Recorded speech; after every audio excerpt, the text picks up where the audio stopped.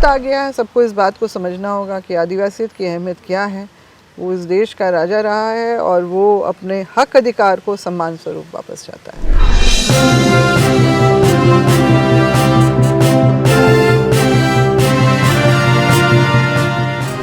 रघुवर दास जी के समय भी बहुत सारी ऐसी बातें हुई, मगर फिर भी कहीं ना कहीं हमने देखा कि उनका कार्यकाल पूरा हुआ। बहुत सारी बातें हुई, जैसे सीएनटी का किया उन्होंने।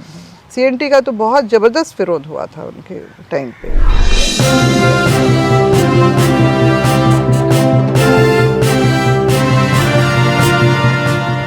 हाँ, ये डिलिस्ट करने वाली बात जो है, अब मैं तो ये भी कहूँगी कि जब आपने जितने भी ये वकालत कर रहे हैं आदिवासी नेता ही जो भाजपा के, वो तो हिंदू धर्म की वकालत कर रहे हैं, यानी उन्होंने हिंदू धर्म अपना लिया है, तो उनको भी पहले क्यों नहीं डिस्ट किया? आप दूसरे को उंगली दिखाने से पहले देखिए 4 उंगलियां आपकी तरफ मुड़ी हुई हैं।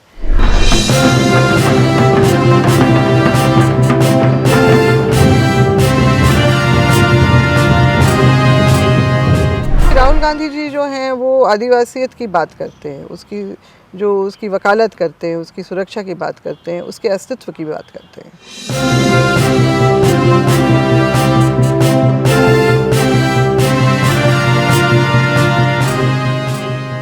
नमस्कार, मैं हूं चित्रता सान्याल और आप देख रहे हैं मैं भी भारत।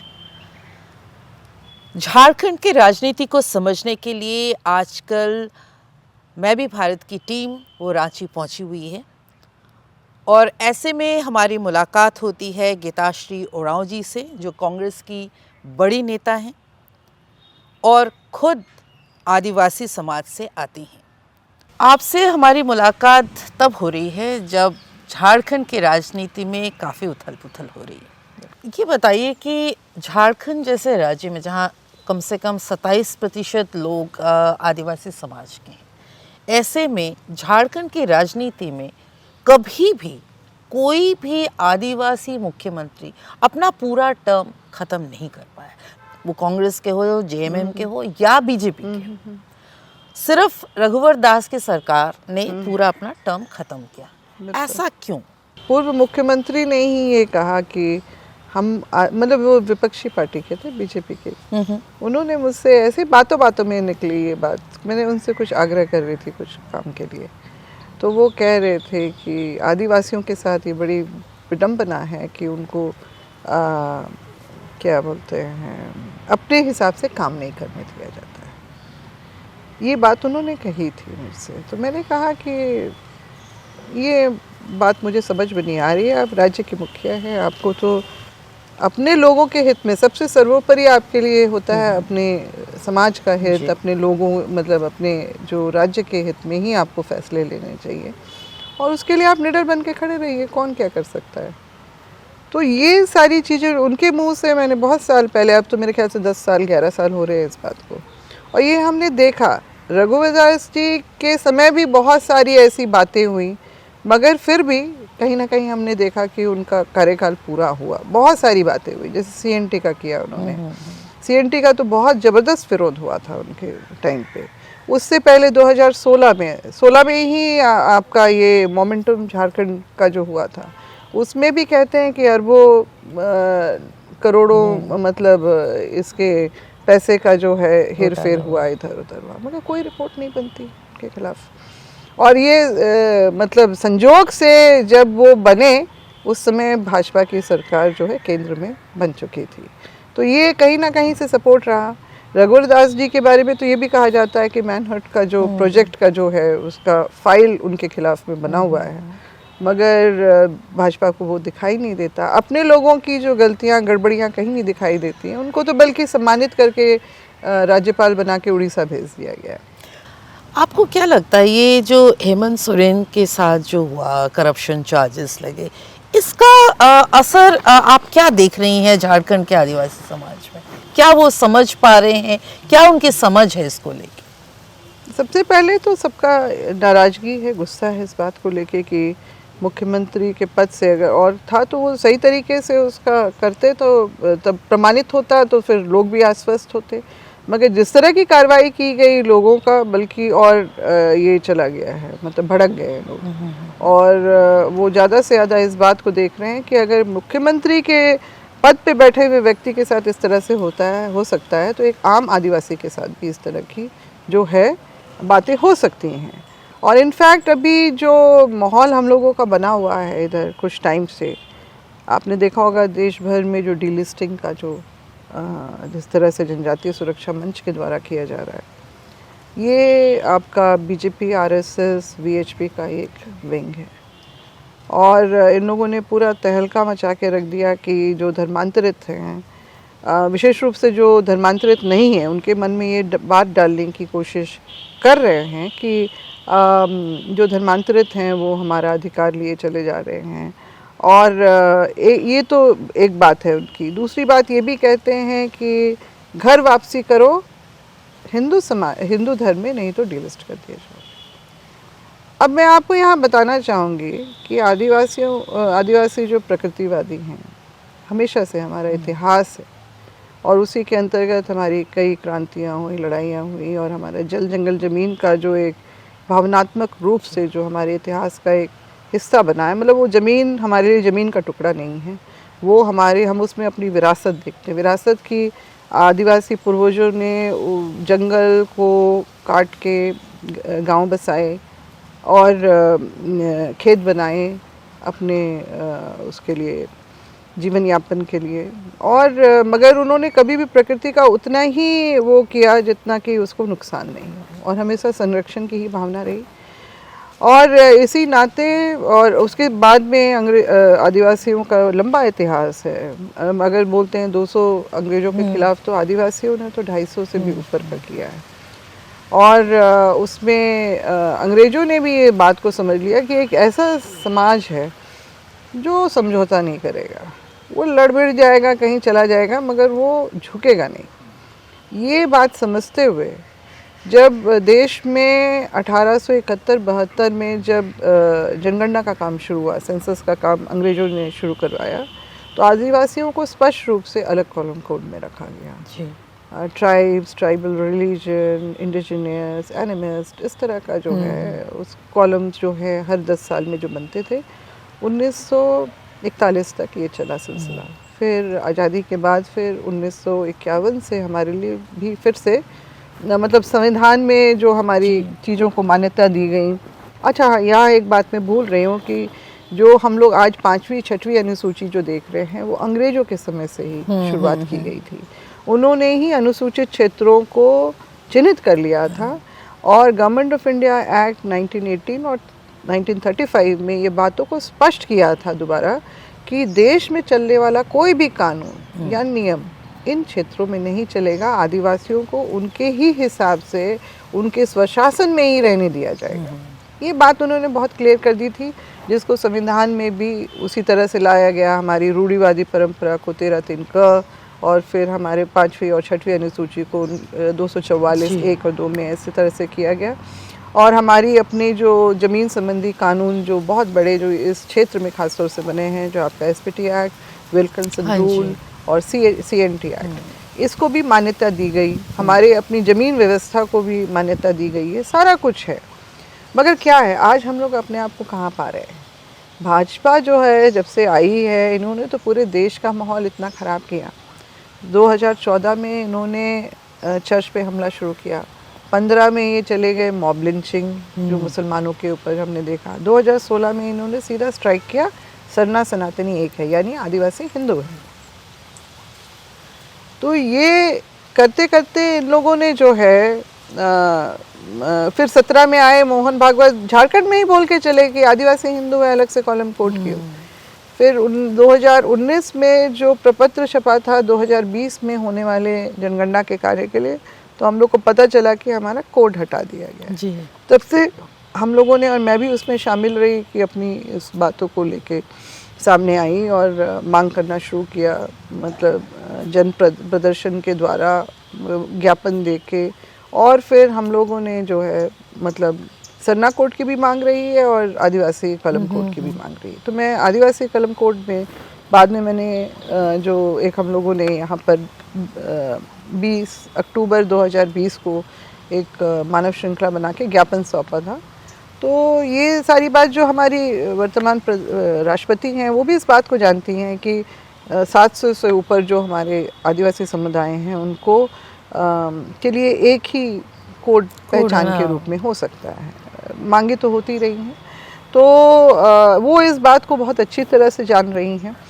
मगर ये देखिए, दुर्भाग्य हमारा ये है कि जो 19 में हटा या उससे पहले हटा होगा, मतलब प्रपत्र में तो छप गया था, 21 में भी मैं रजिस्ट्रार जनरल ऑफ इंडिया से, में जो गृह मंत्रालय है वहाँ में दिल्ली में जाके 2 बार मैंने बातचीत की, और उन्होंने, वो तो कह रहे थे जनगणना के धर्म पे आजादी जनगणना नहीं होगी, और साथ ही साथ वो फॉर्मेट भी पकड़ा दिया जिसमें 6 कोड हैं हिंदू मुस्लिम सिख ईसाई बौद्ध जैन के लिए, और जो 7वां कोड हमारे आदिवासियों के लिए था वो हटा दिया गया। तो हमने ये कहा, हम 2 बार से तो यही बात तो कर रहे हैं आपसे।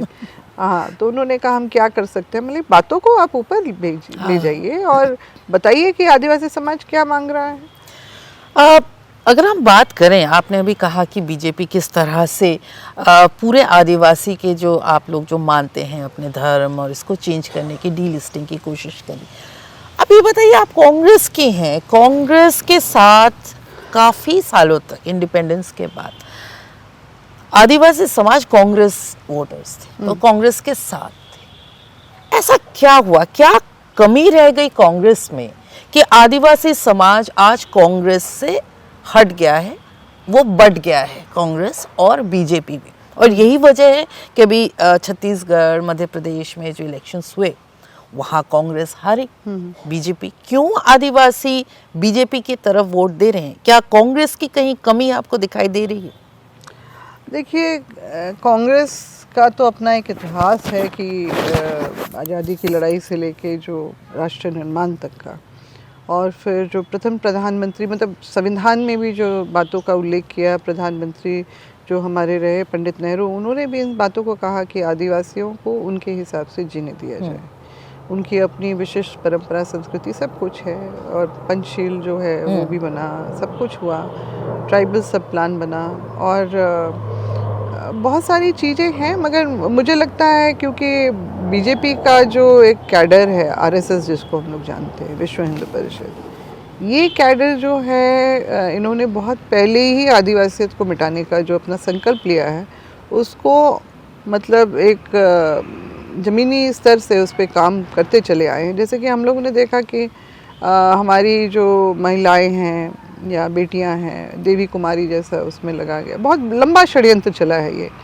और कांग्रेस जो है, एक मैं कहूँगी, हाँ, ईमानदारी से कहीं ना कहीं कमी इस तरह से रही है कि काम तो करते हैं मगर ये जो इस तरह के जो षड्यंत्र हैं उस पर उनका ध्यान, प्रचार उतना नहीं। हाँ, प्रचार मतलब अपने काम का भी प्रचार नहीं करते हैं, और जो षड्यंत्र है उसको भी कई बार देख नहीं पाते हैं। तो ये बड़ा चुपके से होता है, और क्योंकि मुझे बहुत सारी चीज़ों की इसकी जानकारी मिलती रही समय समय पे कि 1994 में भी एक बार ये काम पहले से हो रहा था, देवी कुमारी वाला।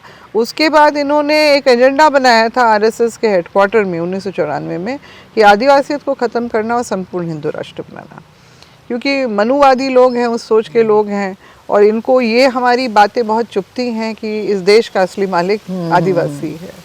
तो इस बात को वो मानने के लिए तैयार नहीं। उनको लगता है कि नहीं, ये कहीं ना कहीं इनका जो अपना है दावा, वो हमारे इन दावों के हजारों, जो 6,000 करोड़ का जो अपना सभ्यता संस्कृति यहाँ पर दिखाते हैं, तो और उसमें जो देवी देवता बहुत सारे विद्यमान हैं हिंदू धर्म में, उसमें कहीं ना कहीं वो चोट होती है कि आदिवासियों की अपनी जो बातें हैं वो उनके उस चीज़ों से मेल नहीं खाती हैं। और ये देखिएगा कि ये किस तरह से अभी जो अंजन धाम का कॉन्सेप्ट तैयार किया, हनुमान जी यहीं पर उनकी पैदाइश हुई, उनकी माँ का नाम ये था, और राम जी भी अभी नए नए भी आ जाते हैं, इनकी खोज बहुत चलती रहती है, सर्वे ऐसे चलते हैं कि राम जी इधर भी आए थे, और इस तरह की बातें हैं जो कहीं ना कहीं लोगों को दिग्भ्रमित भी करती हैं। और ये सारे जो हैं, मतलब काउंटर नहीं हो पा रहा है कहीं ना कहीं से। देखिए ना, अब आप देखिए बीजेपी ने क्या किया। बीजेपी ने पहली बार एक आदिवासी महिला को राष्ट्रपति पद पे वो लेके आए। ये एक बहुत बड़ी बात है। ये कांग्रेस भी कर सकती थी, कांग्रेस ने नहीं किया। आपके देखिए आदिवासी जो हीरोज हैं उनको उन्होंने सम्मान किया, नहीं, ये बात है मानूंगी, ना? हाँ, मैं तो ये मानूंगी। सारी चीज़ें क्या आपको लगती नहीं है कि ये आदिवासी समाज में भी इसका एक असर पड़ा है? कुछ हद तक पड़ा होगा, मगर मेरे ख्याल से लोगों को उसकी पीछे की सच्चाई को भी देखना ज़रूरी है, क्योंकि जो दिखता है वो कोई ज़रूरी नहीं कि वही हो। ठीक है, बीजेपी तो ये सब चीज़ें करने में माहिर है, कांग्रेस ने नहीं किया, बीजेपी ने कर दिया, मगर इसका ये मतलब नहीं है कि वो हमारी हितैषी है, बल्कि उनको तो एक मोहरा बनाया गया है आज की डेट में। वो इस तरह से, जैसे कि मैं कह रही हूँ ना, बहुत संवेदनशील महिला हैं, बातों को बहुत अच्छी तरह से जानती है, क्योंकि मेरा इंटरेक्शन उनके साथ कुछ बार हुआ है, भले हम लोग अलग अलग पार्टी के रहे हो, मगर वो ड्यू रिगार्ड मुझे देती थी, क्योंकि मैं भी उनको मतलब एक म्यूचुअल था हमारा। और नहीं, वो उस सम्मान के अधिकारी भी हैं। देखिए, एक तरफ तो जो है राष्ट्रपति बनाया गया, और दूसरी तरफ से क्या हुआ, उससे पहले ही इन्होंने ये तो उसको छिपाने के लिए किया। मैं बताती हूँ आपको, जो 16 में आदिवासी हिंदू है, अलग से कॉलम कोड क्यों, ये सारा जो हमारी पहचान को मिटाने की बात हुई। और जो 22 में इनको राष्ट्रपति बनाया गया, तो तब तक ये अपना खेला कर चुके थे, और उसके बाद बना के अब ये दिखाना चाहते हैं कि हम कितने, देखो आदिवासियों का कितना मान सम्मान रखते हैं। धरती आबा बिरसा मुंडा जी के गौरव, मतलब उनके जयंती पे है गौरव, जनजातीय गौरव दिवस का इन्होंने घोषणा की, जिसका मतलब उन्हीं से पूछा जाए क्या मतलब है इसका, और क्या करना चाहते हैं इसके तहत। वो सिर्फ सम्मान दिखावे का है, असली काम तो ये पहले कर चुके हैं। हमारा जो कोड कॉलम हटा के हमें डिलिस्ट कर दिया है, पूरे देश भर के आदिवासियों को डिलिस्ट कर दिया है, और उसी को छिपाने के लिए राष्ट्रपति भी बनाया गया। उसी को छिपाने के लिए, उसी पे पर्दा डालने के लिए इन्होंने डिलिस्टिंग का भी पूरा ड्रामा शुरू किया पूरे देश भर में, कि देखो इस तरह से वो हमारा अधिकार, अरे अधिकार तो हमारा ख़त्म कर दिया भाजपा ने, पहले ही डिलिस्ट कर दिया ने, यानी हमारा संवैधानिक अधिकार ख़त्म कर दिया। अगर हिंदू मुस्लिम सिख ईसाई बौद्ध जैन का अगर आंकड़ा बनेगा, तो आदिवासी का तो बतौर आदिवासी आंकड़ा नहीं बनेगा इस देश में। तो इसका मतलब हम क्या समझे, ये हमारा एक तरफ तो बोलते हैं कि धर्मांतरित हैं, वो होश में आओ, और इन्होंने तो हमारा जबरन धर्मांतरण सरकारी तौर पे करने का पूरा अपना इन्होंने काम पूरा करके बैठे हैं।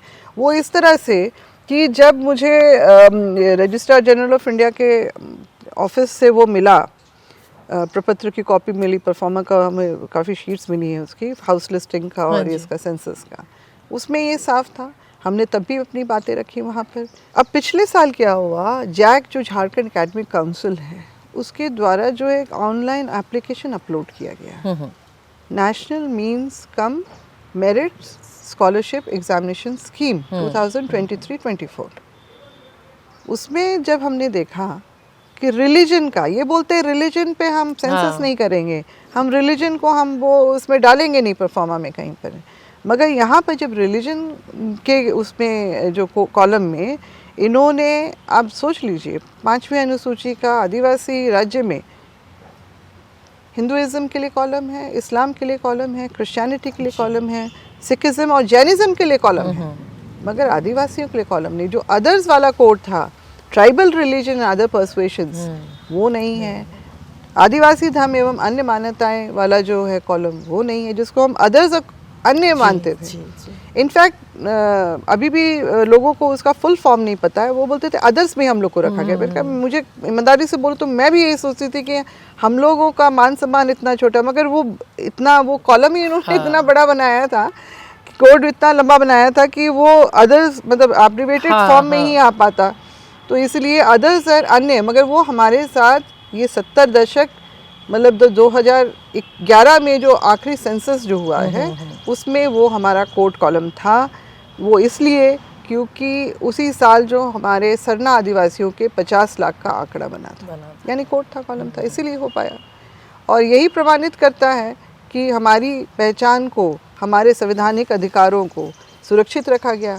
क्योंकि आपके जैसे पिछला सेंसस में आपका 10 करोड़ 40 लाख का जो आया, जो हम उसको भी सही नहीं मानते हैं, 8.6 का परसेंटेज बना। अब ये 8.6 ही हमारे लिए नीति निर्धारण, हमारे लिए योजनाओं का जो है वो सारा एक आंकड़ा बनाता है। तो ये सारा चीज़ तो हमसे छीन लिया गया। पर बीजेपी और आरएसएस का ये कहना है कि जो लोगों ने क्रिश्चियनिटी धर्म अपनाया, या जो मुस्लिम इस्लाम को मानने लगे हैं आदिवासियों में, उसमें वो उनकी अपनी जो संस्कृति है, जो उनके देवता, जो नेचर लवर्स आप कह रहे हैं, वो सब कुछ बदल चुका है। तो वो इस वजह से वो एसटी लिस्ट में नहीं आना चाहिए। तो क्या ये सच नहीं है? हाँ, ये डिलिस्ट करने वाली बात जो है, अब मैं तो ये भी कहूँगी कि जब आपने जितने भी ये वकालत कर रहे हैं आदिवासी नेता ही जो भाजपा के, वो तो हिंदू धर्म की वकालत कर रहे हैं, यानी उन्होंने हिंदू धर्म अपना लिया है, तो उनको भी पहले क्यों नहीं डिस्क्लेयर? आप दूसरे को उंगली दिखाने से पहले देखिए 4 उंगलियां आपकी तरफ मुड़ी हुई हैं। तो हम तो आप पे, तो आपने तो वो अधिकार भी छीन, आप मतलब आपसे हम लोग छीन लेते हैं कि आप हमारे नेता हैं, क्योंकि आप हिंदू धर्म की वकालत करते हैं। आप हमारे अधिधर्म, अपने आदिवासी धर्म के बारे में बात नहीं करते हैं। ये ना हमारे शिक्षा के बारे में बात करते हैं, ना हमारे आरक्षण के बारे में बात करते हैं, ना ये सरना कोड के बारे में बात करते हैं। और बस इनका यही है कि किसी तरह से जो है आदिवासियों को दिग्भ्रमित करके, जो होता है ना, लोहा का लोहा ही काटता है, तो हमारे ही लोगों को जो है हमारे ही जो बरगलाने के लिए और हमारा सर्वनाश करने के लिए इस्तेमाल किया जा रहा है। तो क्या, आखिरी क्वेश्चन मेरा यही रहेगा आपसे, क्योंकि आप कांग्रेस की नेता हैं। कांग्रेस, राहुल गांधी जी ये जो अपना रोड शो कर रहे हैं, क्या इससे वो आदिवासी भारत को अपने साथ जोड़ पाएंगे? निश्चित रूप से जुड़े हैं लोग इनसे और वाकिफ़ भी हुए हैं। यहाँ भी बहुत उनकी यात्रा को लेके बहुत उत्साह है सभी लोग। अभी हमारे भी वहाँ तैयारी, क्योंकि टाइम कम मिला है, इसलिए लोग मतलब दिन रात मेहनत कर रहे हैं कि किस तरह से उनकी यात्रा को सफल किए। आदिवासी जो समाज है, निश्चित रूप से राहुल गांधी जी, क्योंकि राहुल गांधी जी जो हैं वो आदिवासियत की बात करते हैं, उसकी वकालत करते हैं, उसकी सुरक्षा की बात करते हैं, उसके अस्तित्व की बात करते हैं। तो निश्चित रूप से एक कनेक्ट तो बनता ही है। और ये बहुत ज़रूरी है कि कोई भी पार्टी जो है अगर इस चीज़ को नहीं समझेगी, और तो उनके लिए मतलब आदिवासी समाज उनके साथ नहीं चल पाएगा, ये तो है ज़रूर। मगर राहुल जी ने, ये सभी लोग ने देखा है कि वो किस तरह से आदिवासियत की बात कर रहे हैं, उसके संरक्षण की बात कर रहे हैं। जैसे उनके जो बोलेंगे परनाना, वो पंडित नेहरू जी जो थे, उन्होंने जिस तरह से आदिवासियत की बात की थी, उसको एक संरक्षण देने की बात की थी, वही बात इनमें भी है। और बाकी लोग भी करते रहे हैं, मगर कहीं ना कहीं थोड़ा सा कमी बेसी रही है। मगर वक्त आ गया है, सबको इस बात को समझना होगा कि आदिवासियत की अहमियत क्या है। वो इस देश का राजा रहा है और वो अपने हक अधिकार को सम्मान स्वरूप वापस चाहता है। गीताश्री जी, बहुत बहुत शुक्रिया आपका, मैं भारत से बात करने। चलो, धन्यवाद आपका भी।